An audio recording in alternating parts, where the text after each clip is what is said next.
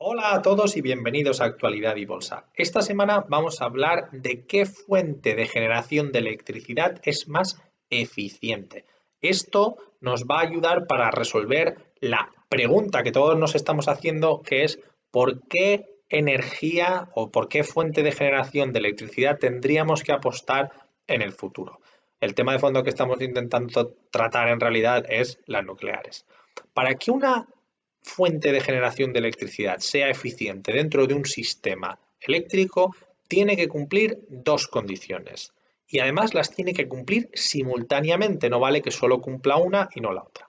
Estas dos condiciones son, que tiene que ser barata, es decir, el megavatio por hora que produce tiene que ser lo más económico posible y al mismo tiempo la producción de electricidad tiene que ser constante, no puede estar sometida a parones.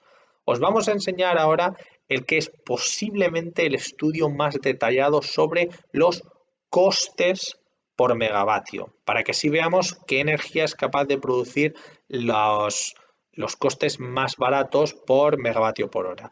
Esto nos va a ayudar a resolver la primera parte del, de la cuestión, que es cuál es la fuente de generación de electricidad más barata, pero no nos va a servir para la segunda parte. La segunda parte la trataremos al final del vídeo. Allá vamos. Este es el estudio del que estábamos hablando, que lo produce Lazard, que es una compañía americana, y como podéis ver, el coste de la energía está ajustado por el coste de la planta y tampoco incluye subsidios. Esto es importante porque al menos los subsidios no nos van a estar estorbando.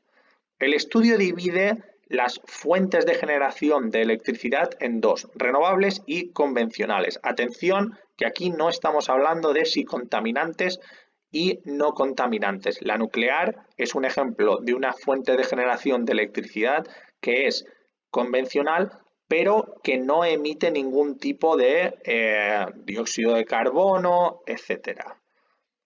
Dentro de las renovables, el estudio va muy al detalle y considera la solar fotovoltaica desde varias perspectivas. Está la residencial, que es la que te pones tú en tu casa, está la CII, que esto es Commercial and Industrial, que serían pues una fábrica, por ejemplo, luego a nivel comunitario, si vivís en una comunidad bastante grande, y luego ya hay distintos que son, a fin de cuentas, solar fotovoltaica con una especie de batería. Luego está la geotérmica y luego están los molinillos. En la parte convencional tenemos el gas peaking, que esto en realidad es parecido a cuando tienes que poner una planta de gas de forma abrupta y por eso es un poco distinto. Luego está la nuclear, luego está el carbón y luego están las de ciclo combinado. Como podéis ver, las fuentes de generación de electricidad más baratas, porque aquí, como podéis ver, es el coste por megavatio, en dólares, megavatio por hora, son las renovables. Y esto es cierto. Mientras las renovables se estén produciendo, son capaces de producir a casi cero.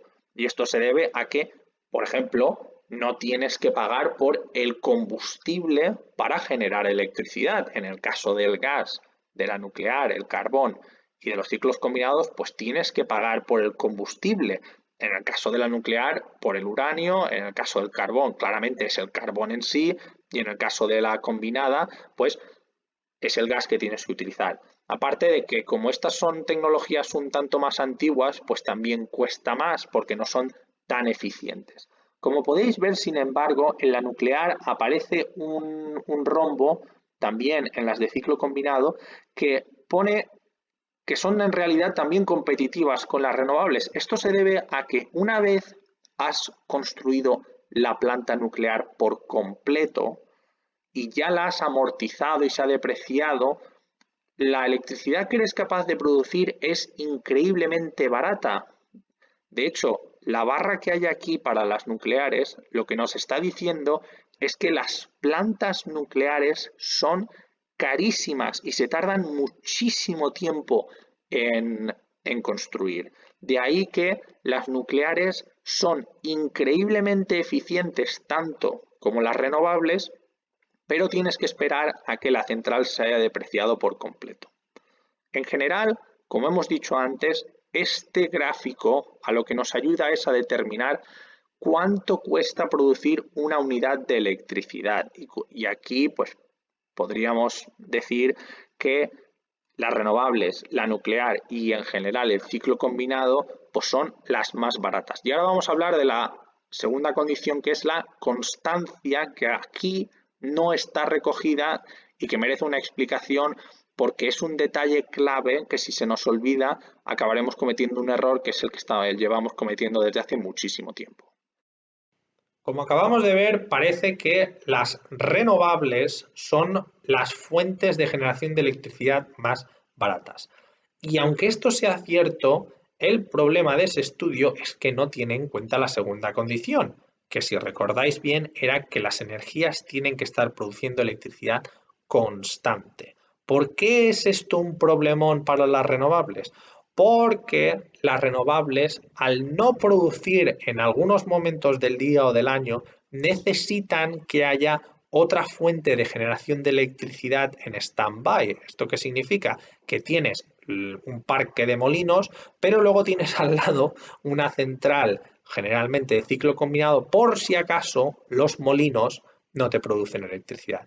¿Esto qué supone? Pues supone que tienes que añadir, cada vez que pones una granja de molinos, tienes que poner también una planta de ciclo combinado o tienes que tener un cálculo de cuántas plantas de ciclo combinado vas a necesitar. Esto supone aumentar los costes fijos de todo el sistema porque tienes más potencia instalada, pero solamente una de ellas va a estar produciendo electricidad. De tal forma que en ese estudio que hemos visto, si tuviésemos en cuenta los parones de las renovables, nos daríamos cuenta que las renovables lo que generan es muchísima volatilidad en los precios mayoristas de la electricidad. Que esto es algo que ya estamos acostumbrados y es un gran problema porque aunque de media sean capaces de producir electricidad más barata, la volatilidad de los precios de que las renovables influyen en el mercado mayorista eh, acaba matando el sistema, ya que imaginaros que un día tenéis que pagar electricidad a 300 euros y al siguiente día tenéis que pagarla a 60. Pues ¿qué pasa? Que a lo mejor sois incapaces de pagar los 300. No podéis pagar 300 euros, pero sí que podéis pagar 60. Entonces tenéis que sobrevivir a los picos más altos.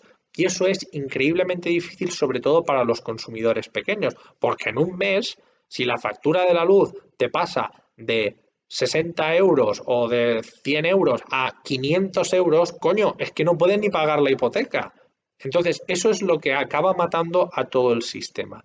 De ahí que las renovables sí que sean capaces de ser baratas mientras están produciendo, pero si tenemos en cuenta el tiempo que no producen tan bien, ya no son tan atractivas.